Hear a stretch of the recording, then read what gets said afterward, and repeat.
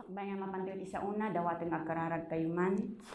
Apo Diyos, agyaman kami, ti kinaimbag mo, iti daytoy Apo Diyos, manin nga bulan, kada kami, kada giti napalpalabas, Apo Diyos, pudno Apo Diyos, nga gapuken ka, Apo Diyos, kat da kami, Apo Diyos, nga gimong, da kami nga pampamilya, Apo Diyos, kat nakatakder kami, Apo Diyos.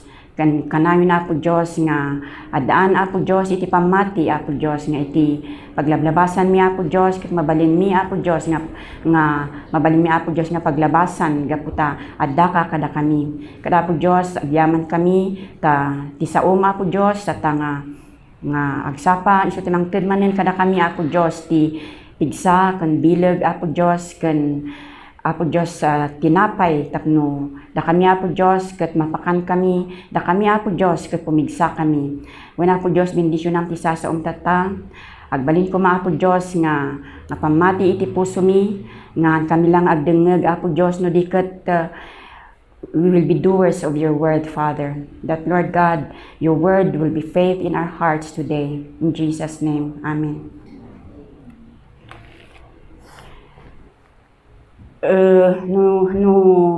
No iti na dan napalpalabas nga Domingo katang kayo nga nadiyayen kanang kayo nga presente iti iglesia ket nakita tayo dagiti jay series nga in kasaba ni Pastor Josh inya ket it is well presented and I hope nga datayo amin ket na kinan tayo ket ipanggap dayto ijay seasons of our lives, di ba? Nga amo tayo nga dayto nga season nga paglablabasan tayo ket challenging ken gaputa nya dijay narikot narigat ket mabalin nga datayo ket nga diyan we are getting used to it already un masansanay tayon ket makita tayo nga ti seasons ket it's just for a moment agsipud ta no winter after winter, it will never be winter again. So nga, masapol nga amuan tayo iti seasons of our lives nga paglablabasan tayo.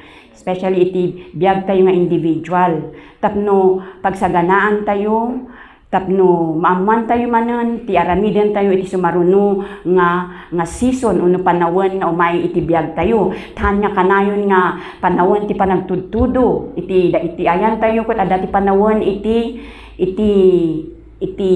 summer kada tayo ket isaganaan tayo nya so naibaga na ijay nga masapol tayo nga pakawanan dagiti tattao agsipud ta ti pamakawan isu ti pundasyon tayo isu di ti cross nya isu nga mangibaga iti grasya na ken iti kaasina agsipud tayo ket agpakawan tayo nya pay we encourage again and again we forgive again and again and then we encourage again and again iti sa tayo inya agsipud tayo daytoy iti mangited kadagiti kakadwa tayo iti biag iti kararwada but we have to take the word of life and speak life to them. Agsipud ta daytoy it's a season of change now. Kat we take the word of God. Nga agsipud ta the word of God is creative, it's transforming.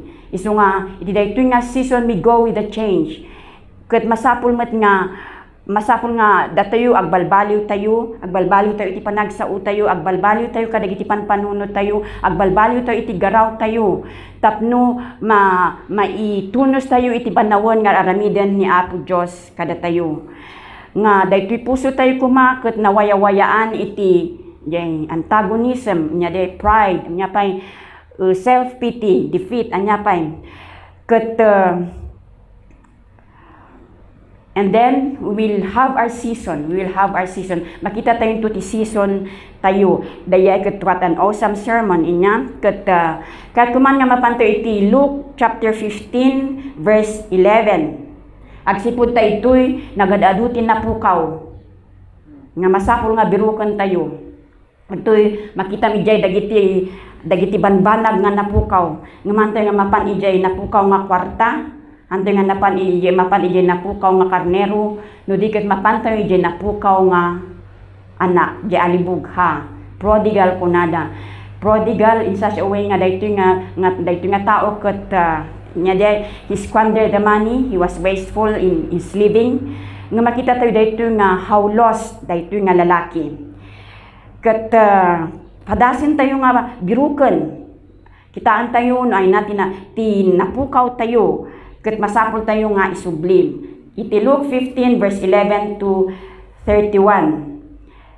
Ket makita tayo itoy nga the hero of the story is the spoiled brat son. Isu dayta usually ti focus iti daytoy nga istorya inya. Agsipud ta actually talo daytoy kuma the father di jay oldest son and the eldest son. The oldest son is the kontrabida, the villain of the story. Ket daytoy no makita tayo iti verse 11 ket agrugi sadya iti istorya iti maysa nga komunidad. Makita daytoy nga agaamudam amin ditoy adaan da iti maysa nga ugali. They have some common attitudes, interests, values, and customs. Dahito nga pamilya, ket nabaknang da, makita yun, nabaknang dahito nga filthy rich, kumbaga, ada katulong na, adu dagiti animal na. Ket may sangal daw in may dahito anak na nga inaudi, nga arugante, kunang siguro ang arugante, ket napan iti amana ket kunana kanyak ama kunana itid mo kanyak ti tawid ko, itid mo kanyak ti manak, itid mo kanyak ti bingay ko sakbay nga matay ka. Wow, no siya di ama ngantay nga natay kasla arig dak nga pinatayin ata kayat nagan nga matayak ta datayo kutantoy met nga itid ti parti ti anak tayo ingana nga nagpukaw tayo ayang ngem ditoy makita nga talaga nga aruganti daytoy nga anak anya darami din tayo no may sangal daw kunan DJ anak mo nga maybe daytoy nga lalaki ket in his 20s pa laeng ket kunan nga tatang iyeg mo man kanyak jay partik nana ta mapanak ka agbyag iti lubong mabay niya kunang nga apay niya tinaknakan mo napukaw mo sa tilimbong ti panunat mo anak mabay niya kunang ijay. Agsipud ta, daytoy ket mapang kaitikas jay, you are not honoring your father. Awan pulos di panagrespeto na ken pamadayaw na iti amana. Ket iti kultura iti Middle Eastern culture, ket panangala iti tawid nga nakaradkad pay iti anak ket kasla agaganat ka nga matay kuman ti amam. Minamaag ken unreasonable. Agpayso nga minamaag di jay, di ba? Uray sinumet nga amaak ket agmadi iti kayat na iti naibubukudan nga anak. Daytoy nga anak nga bagina lang ti panpanunuten na agom ket agdardaras na nga kalikaguman iti tawid na sakbay nga alaen ti manong na. Agsipud ta iti Biblia ket iti inauna nga inak isu ti mangala iti double portion. Isu nga 2/3 ket mapan ijay manong 1/3 ti mapan ijay inaudi. Isu nga kayat na nga alaen dijay nga bingay na sakbay nga alaen ni manong na dijay partina.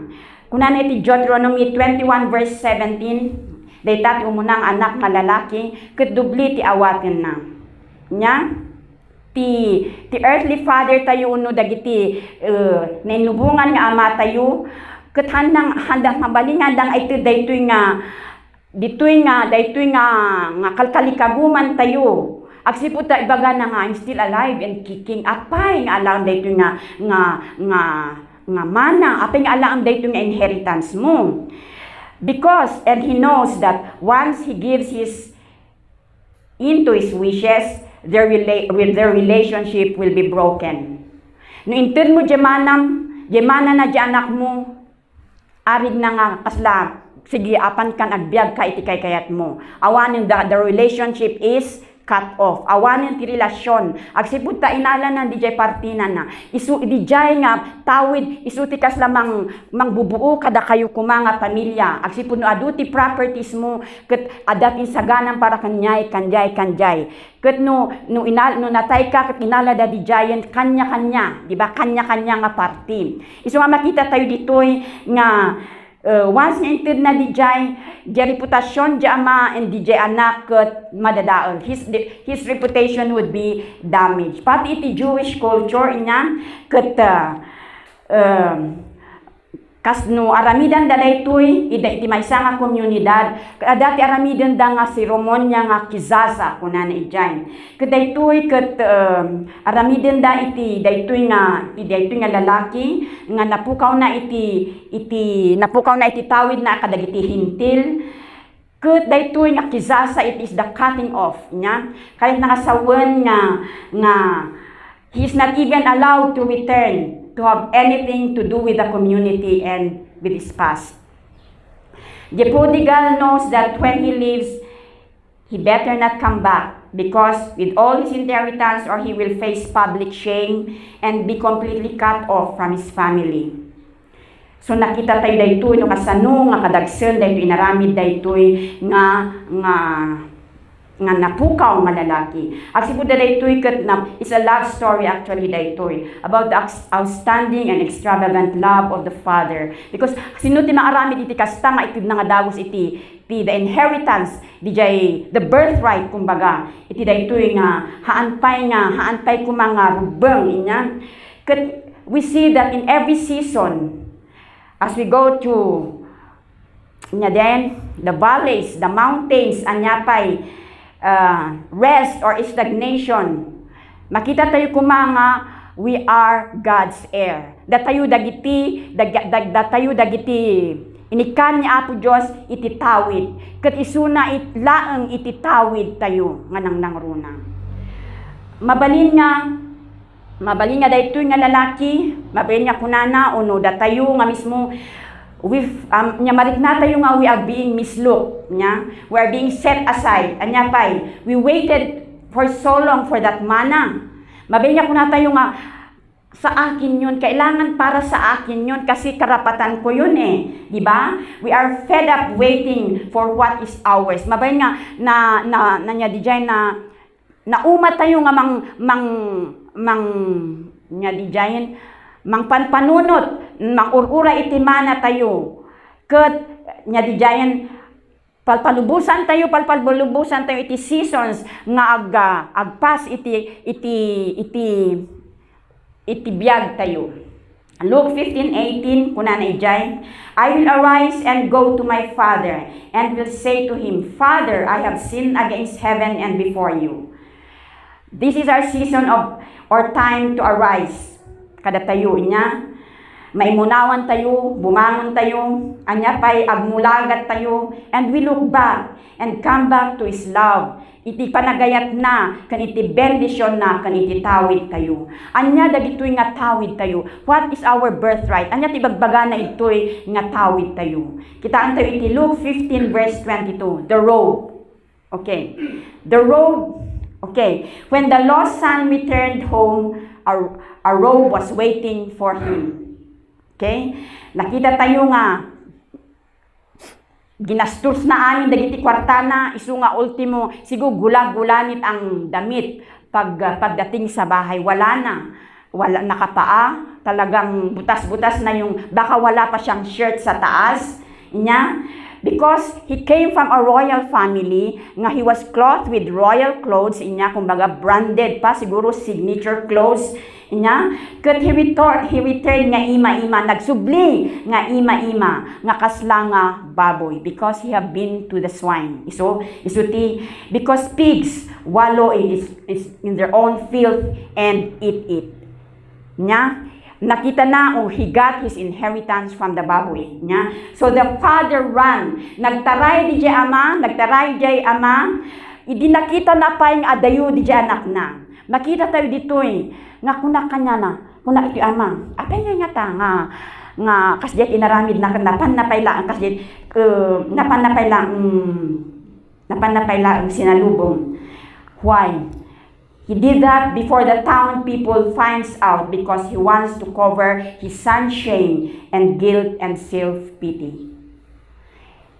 So ngayon baga na, alaan nyo Jeroba, kagay, kat ipakagay yung kanya na.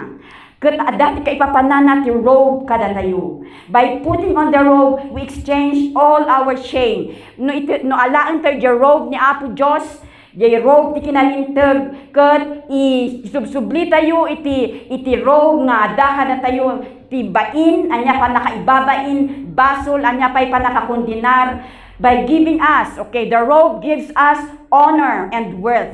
Nya? Agsiputa that tayo, we came from the Lord, and we are worth, okay? We are worth, we are precious. Nya, we are the apple of His eye. So, haan tayo nga naipayat-payat. We are no longer downtrodden like the swine. Nya?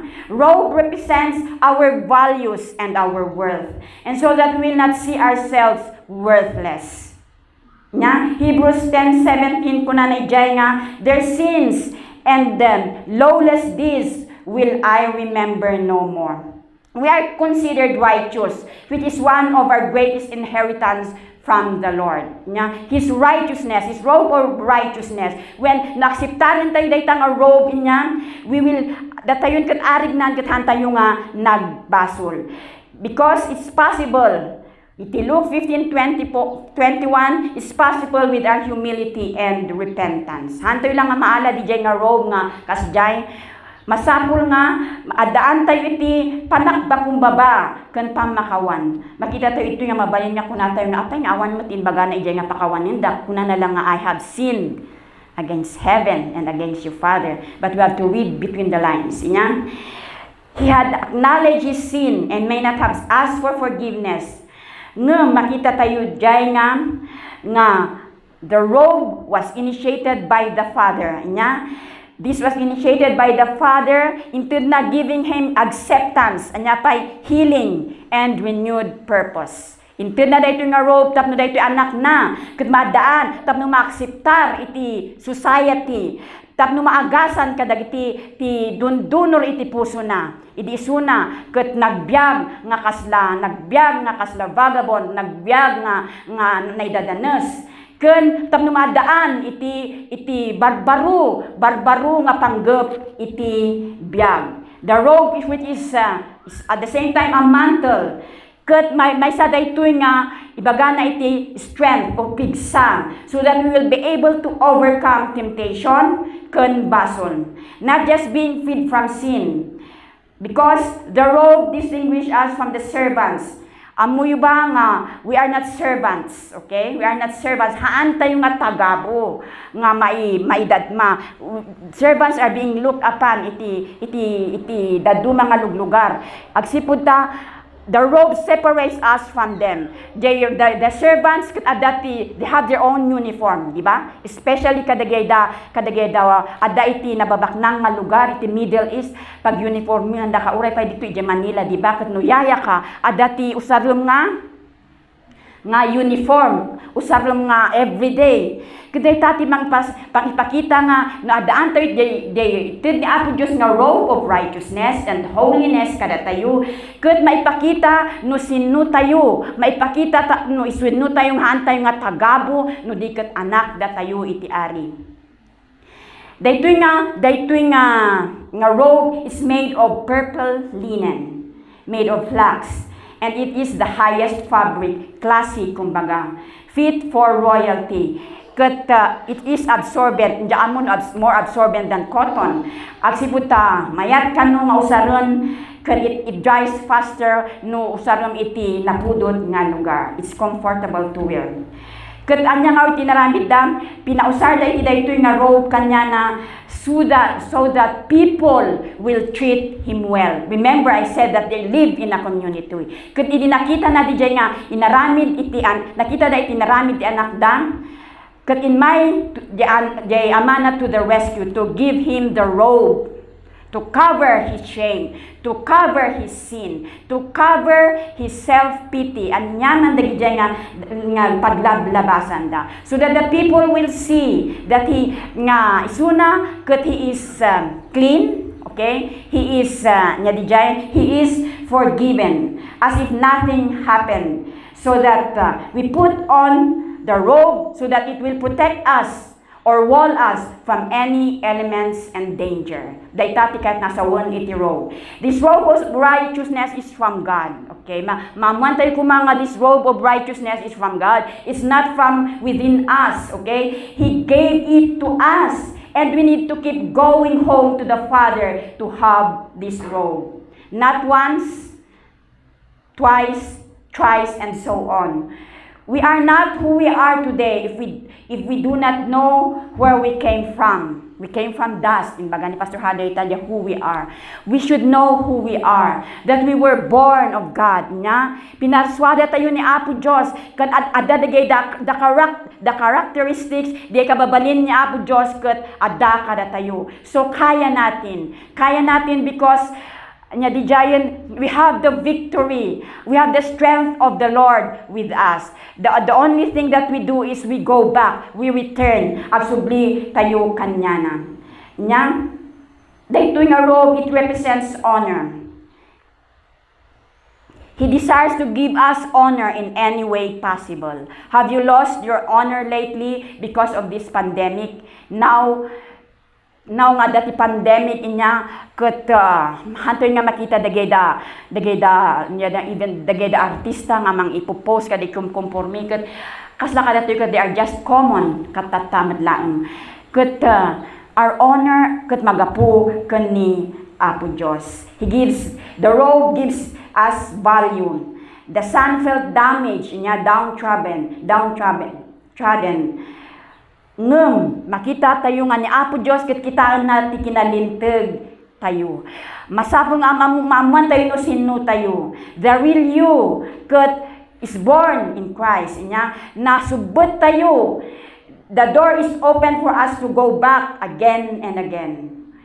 Adati approval, panag-approval kanya na. They see the abundance and prosperity in us. That's what the robe speaks of. It speaks of royalty. When people see that you are blessed, you are having plenty in everything, they will know who is behind it. Amuda no siya sino timang bendisyon kan ka. It speaks who we are in God when we put on His robe. We put on God's calling at the same time and character like He did, like Jesus did when they put a robe upon Him before the cross. Nya? Isu nga makita tayo dito nga when we put on the robe of righteousness or holiness, ibaga na daytati the calling tayo. If you are a pastor, a worship leader, a teacher, a doctor, a cook, electrician, the robe says it all. Generally, our robe is the robe of righteousness and holiness. And it's not for everybody. Haan nga the robe is not for everybody. But if we exchange our robe of unrighteousness to His robe of righteousness, then we will be counted as one of the royalty. You know what? Robe is being happy.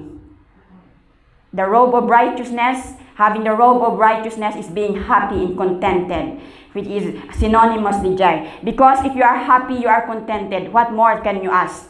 Being contented, rejoicing, we are glad because we are free from guilt and condemnation, no burden. We have to receive the robe. We are prodigals, careless with what we have once had lost. Our identity, we have to go back home. Masako nga sublita yung manan kani Apo Diyos.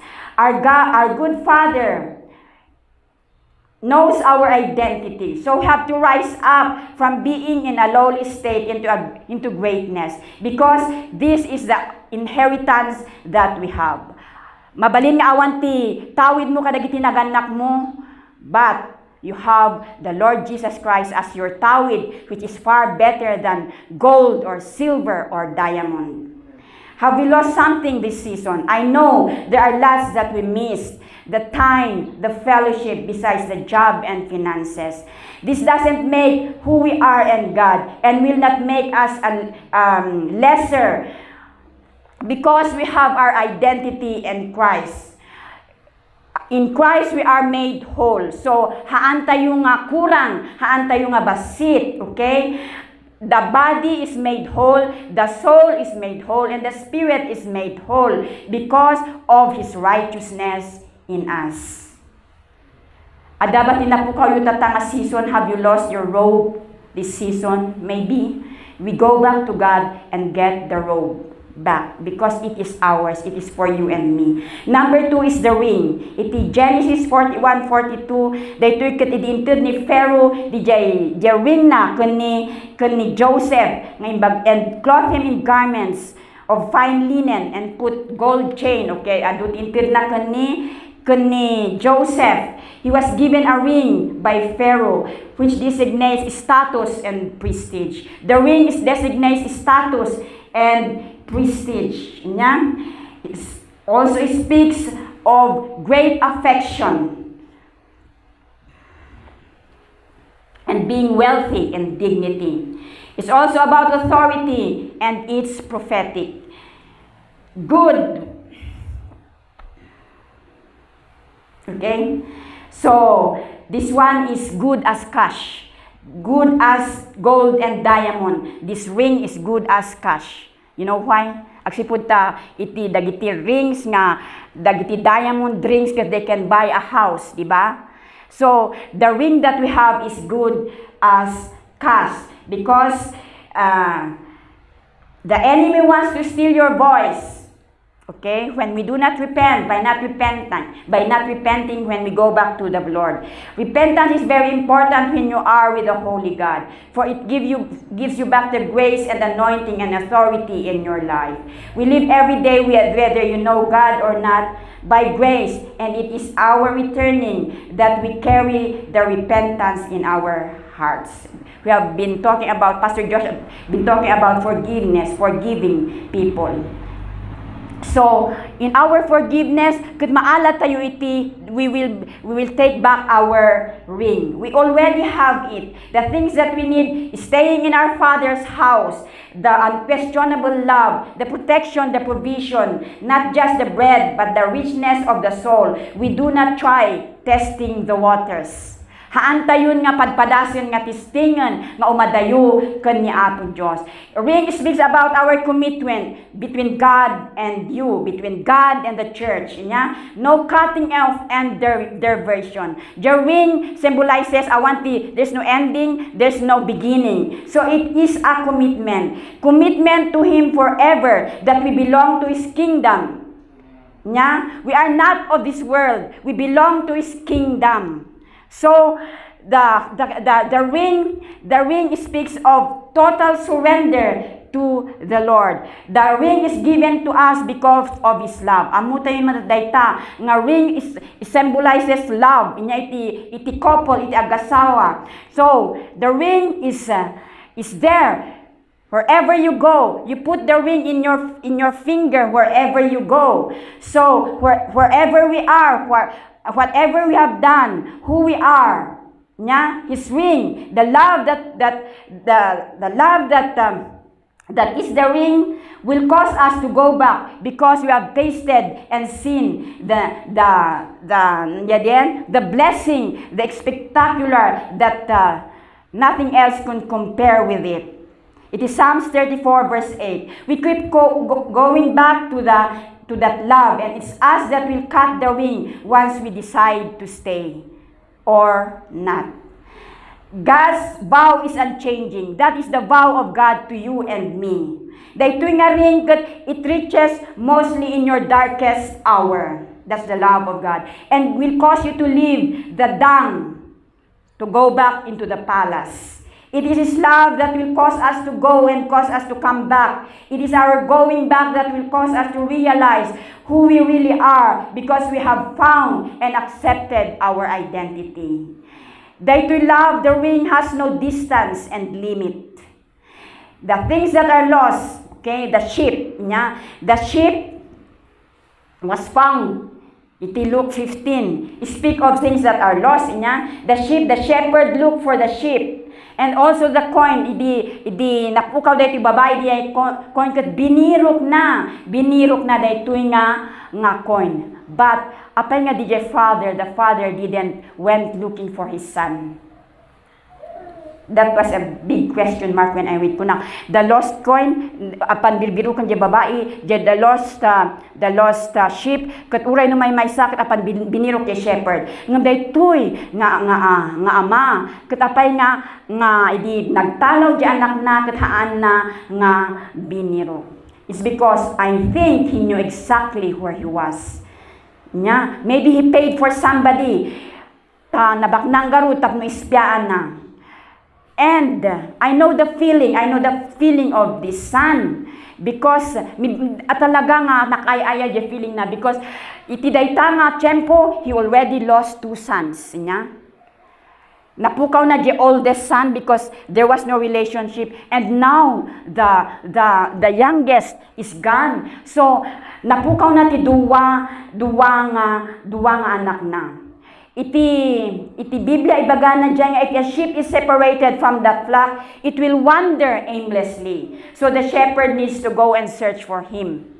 Kas dyan, kuthan nga sheep daytoy nga lalaki. Agsiputa may sa daytoy nga tao, a man is not a sheep, he has higher reasoning and pride.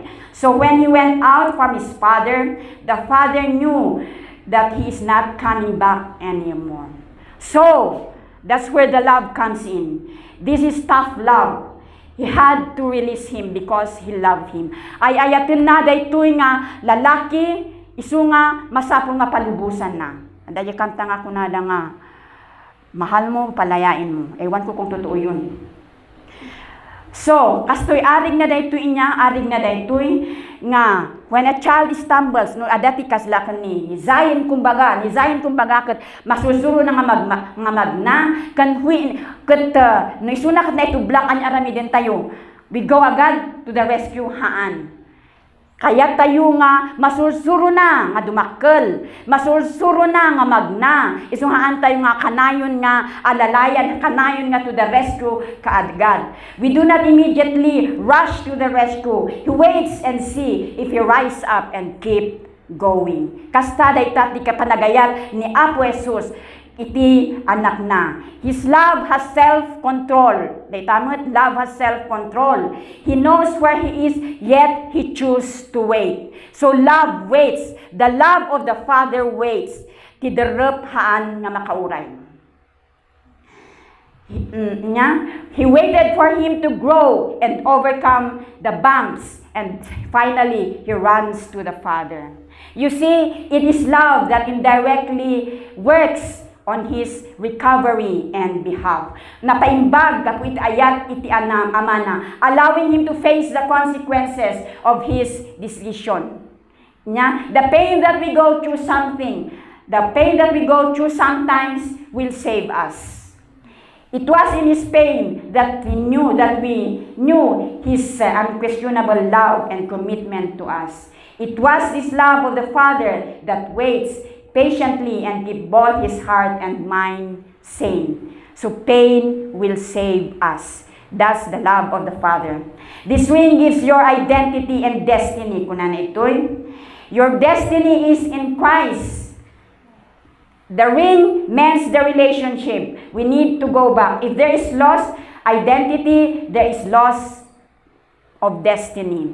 If you have no identity, there will be no destiny. No amunga no siya sino ka kani Apo Dios, hamunga ti papapanam. No amunga nagapuga kani Apo Dios, hamunga ti pagsubyam. No amunga si kakat anak da kani Apo Dios, ken mabali mong aramidan ti kastoy nga pakaibabainan ni Apo Dios. Hamunga ti papanam, hamunga iti turungan. If you do not know that you are saved by the grace and in humility we repent, then our destiny is forgiveness. If we knew that. If we know that He is our strength and might, then our destiny is victory. Amen?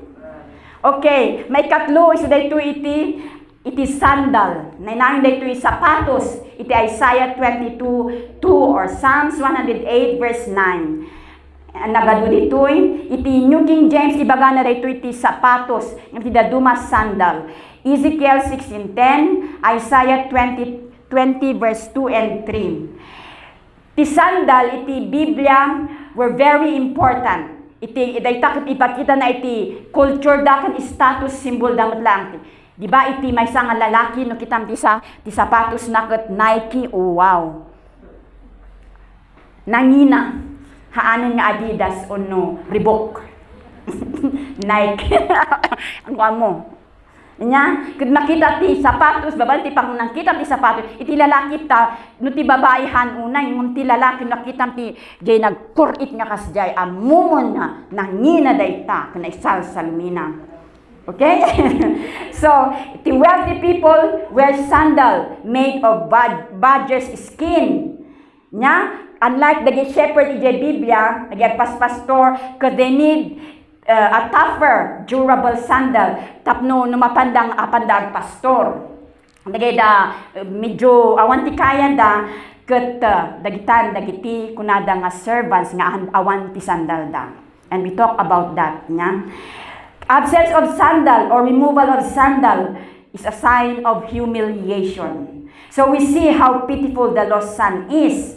Nakakaasi, nakaayay. Tawan pulos slipper naman laeng, awan ti flip-flops na, awan ti sandal naman laeng nga makitam ijay.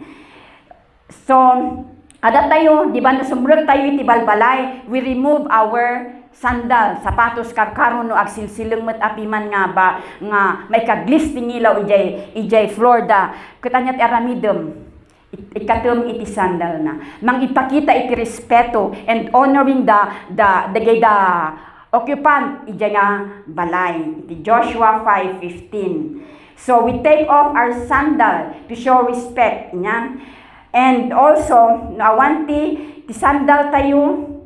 It speaks of violent emotion or mourning. It is 2 Samuel 15:30. Especially if you appear in public. Shoes symbolizes that our direction and our path of life. Our faith and readiness to be of service to God. Saying, here I am, send me. I will go even without you saying it. Kasjay ti kayat nangasawan iti sandal. Napukaw tayo ba't ti shoes tayo? Napukaw tayo ba the gospel that we should put on and mapan iti outside? We go back to the Father and get back our sandal and our shoes. It also speaks of protection that we receive from God. You were God's heir and He gave us the best shoes, the leather shoes, the signature shoes. Nya? The shoes speaks of sonship, but it's not limited to healing. Psalms 105. We belong to the King. We have the best shoes. We are not servants that go barefoot. Haan tayo nga tagabo nga saka-saka nga awan pulos. Nya? Why we should not mourn or be sad, but we dance with our dancing shoes. We are not undignified, but we have the dignity of the King because He has given us the robe and the shoes. This is His forgiveness. Nya? His forgiveness is empty if we have not been restored. These shoes speaks of restoration. Matlaang. The robe, ring, and sandal, which is far the best inheritance therein. It speaks of our privileges, the title that we have. We are no longer a vagabond, outcast, forgotten, anyapay, beggar. We live in our right and our identity as a child of the Father and King. Nya? The shoes speaks of status. Ibubrowse ko DJ Google, kung nakita ko the most expensive shoes. The most expensive shoes in the world, may nga heels nga 5 inches. It's $3 million. Unbelievable. Wenta dati diamond na by Rita Hayworth, actress sa mo daytoy. Kuna ay nabuo yung sa mo daytoy. Sino may manggatgatang tikas na $3 million, mapakanan sa tisang lubungan daytan. Nya? The second one, sapatos ti lalaki. Han nga rubber shoes. Nga Jason Beverly Hills, nga the white diamond na flat daytoy, flat nga isulbong mula ang awan ti tayo na. $2 million. Patalastas di dyan. Makagatang ka ti may isang balay. Nya. Kud nakita tayo kuma nga dati inheritance tayo, if we only know, nya, kud nga dagitoy nga inheritance is more than, and they are eternal agnanayon dayto. It's not just for a moment nga agnanayon iti ibiyag tayo. Dahil sandals tayo can take us anywhere. We should walk in dignity and prestige. But once we take off our sandal, then we will become like an animal. Because sandal is made for animal niya. Sandals are made for animals nga. I-sacrifice dati animals and they get their skin and they aramidin da nga sandal, nga sapatos. We do not test the waters. We take for granted His word, who is with us, and try to seek thrill from the other side by leaving our home. Leaving our home is leaving God's covenant. Nya pa, the principle na, the boundaries, the protection, the priority, the commitments behind. When we say, di ba ni maminsan lang, aramidek to, nya, maminsan lang agabsenta, di ba ni no next to, di ba ni awan makaamo. This mind is the prodigals, for the lost, nya, intending to wander away, narigat dan to sumurot, or mabatbati da, maumumada, masansanay da, maumad adayo. What you value or prioritize is your inheritance. Anyaman nga, pagtuunan da your priority, anyaman tikas la, nya di giant, na patagkang ka, kat isu titawid mo. If Sunday service, prayer, reading, or giving, or meeting friends or family is not in your list, then your sandal robe ring is out of the circle. You just want to settle for the second best, like the elder brother. Or you agbalin ka nga peke. You are no longer the gold or the diamond. It has no value at all. Ay mo yun, our priority is the presence of the King.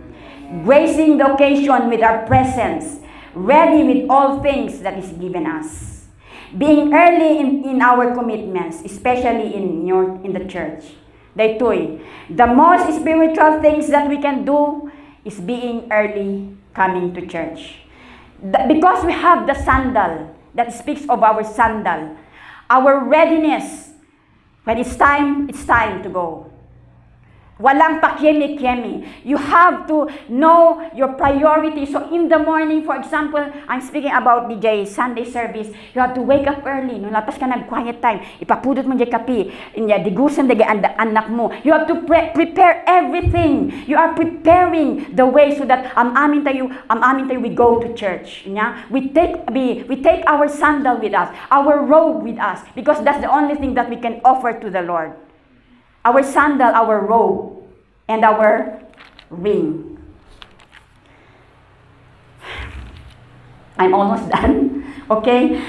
Now that we know that we have been rescued and in the kingdom of light, and in this chaos that we are in, what better time to go out and rescue others as well? That speaks of who we are, our sandal. Because the second portion of our inheritance are out there. Nya adalito iti inheritance tayo nga maysa, but the second portion of our inheritance are out there, the people. And the people outside, they need us in these times and season. We know the truth, and that set us free. We also should be the truth to them, that you set people free, because we have experienced the truth and the faithfulness and the goodness of the Lord. We come out from our season of hiding. Pumanaw tayo, iti panaglumlumang tayo, iti dayto nga season. Our wandering, dagijay panagbulbulakbol tayo nga, kumpormi iti papapanan tayo nga, we do not know our priority. We come out from them, our wrong priority, our wrong focus. Come home to the Father's arm, where there is satisfaction. No more getting lost, from being lulubog, lilitaw.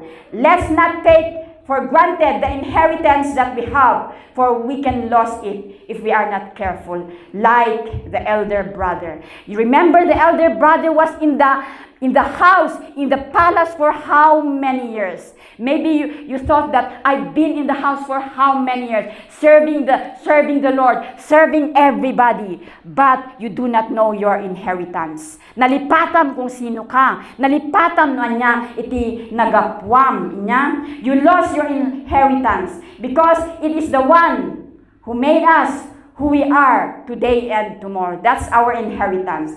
What have you lost in the past?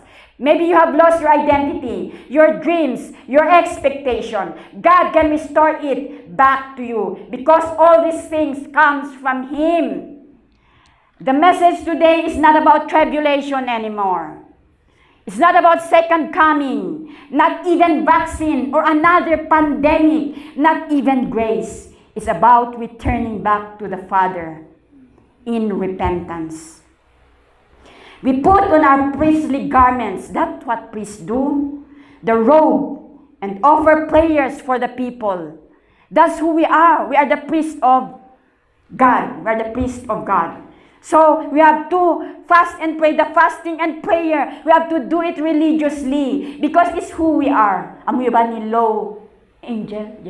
Angel? Yes, Low Angel. Nag 40-day fast for the US, for President Trump to win again. He's inviting the churches in America to pray for the nation of US. Amo tayo mapaspasamang iti US inya. Because in these times inya, it will either bring revival to the nation of America, or it will bring the wrath of God to the nation of America because of ni Triumph. It's anti-abortion niya. They come in behalf of the 60 million babies that were aborted niya in the past. So he did that. He is praying and fasting. That's who we are. We put on the robe of prayer, robe of righteousness. No, ag-pray ka, nalintag ka. Because kitaan niya Apo Diyos iti dara nga naibugbog kang ka. Because umay ka iti nasantuan nga Diyos kat agpakawan ka. You come in behalf of your sin, in behalf of the family, in behalf of the church, and in behalf of this nation. So, this is not the time to be kampante. Huwag na tayong magkampakampante pa. For us, let's find the way to always return back to the things that we belong. Have you lost your repentance lately? Go back in repentance and get back the robe of righteousness and holiness. Our birthright, our legacy, nya? Because nothing is more scarier or fearful than this COVID, than being outside the presence of the Lord. If you depart from the presence of the Lord in these times and change and season, then you will lose your inheritance and identity, and you will continue to walk the wide and long and winding road. So folks, let's not forget who we are. We have the robe, we have the ring, and we have our sandal. Andito na lahat yung mana natin at mga mamanahin pa natin na mga bagay na hindi nakikita na talagang para sa atin. Ano pa ba ang kailangan natin? Let's return back to the Lord and ask for the blood of Jesus. We repent for our being wishy-washy, for being double-minded, indecisive. Anya pa'y, diyan bagak, we have been hiding for a long time. Anya, we have been, nakakukut tayo for a long time. It's time to rise up, church. It's time to rise up and see our inheritance, because our inheritance is in Christ. Amen.